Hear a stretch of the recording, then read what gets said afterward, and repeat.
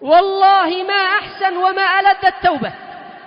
لو يعلم العصاة لذة التوبة والرجوع إلى الله لسارعوا إلى التوبة، فإن لذة التوبة إلى الله لا تقارنها ولا توازيها لذة المعاصي.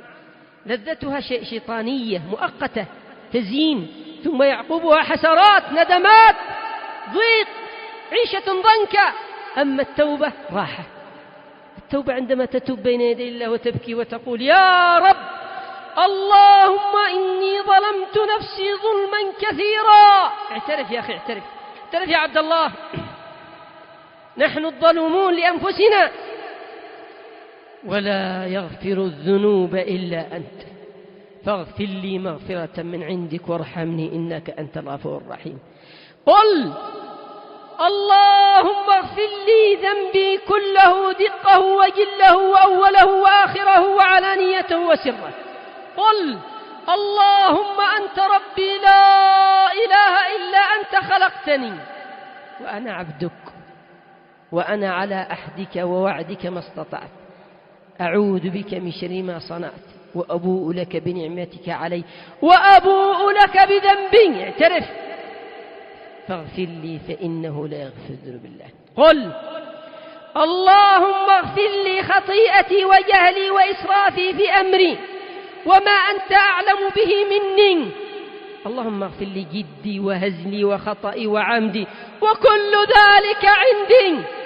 اللهم اغفر لي ما قدمت وما أخرت وما أسررت وما أعلنت وما أسرفت وما أنت أعلم به مني. قل يا حي يا قيوم يا ذا الجلال والإكرام يا أرحم الراحمين، أسألك بوجهك الكريم أن تتوب علي، وابكي واخشع وادمع واخضع وذل بين يدي ربك. الله أكبر، ما أحلها سعادة، والله لتجدن السعادة والانشراح. تريد السعادة؟ عليك بالتوبة إلى الله سبحانه وتعالى، التوبة إلى الله سبحانه وتعالى. وإني لغفار لمن تاب وآمن. تب يا أيها المفرط في الصلاة، تب إلى الله. يا من يؤذن المؤذن وأنت في العمل والشغل، تب إلى الله. يا أيها العاق لوالديك، تب إلى الله. يا أيها الظالم لزوجتك، تب إلى الله. يا أيها المفرط في تربية أولادك، تب إلى الله. يا أيها الناظر للحرام والمسلسلات والمجون والخنا والصور الخليعة، تب إلى الله. يا أيها المتشبه بالكفار ولو في بعض الأمور، تب إلى الله. يا أيها الهاجر لكتاب الله، تب إلى الله. يا أيها المرتشي، تب إلى الله. يا من يخون في عمله وفي أمانته، تب إلى الله. يا من يكذب بحديثه، تب إلى الله. يا من يظلم، يا من يبغي، تب إلى الله. يا من يغتاب، تب إلى الله.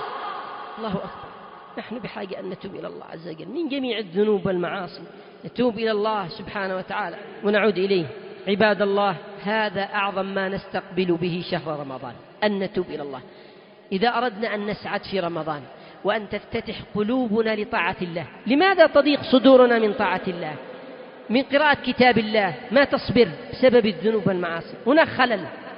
الذنوب والمعاصي هي التي تمرض القلوب وتعيق القلوب عن طاعة علام الغيوب. أسأل الله سبحانه وتعالى بمنه وكرمه أن يتوب علينا.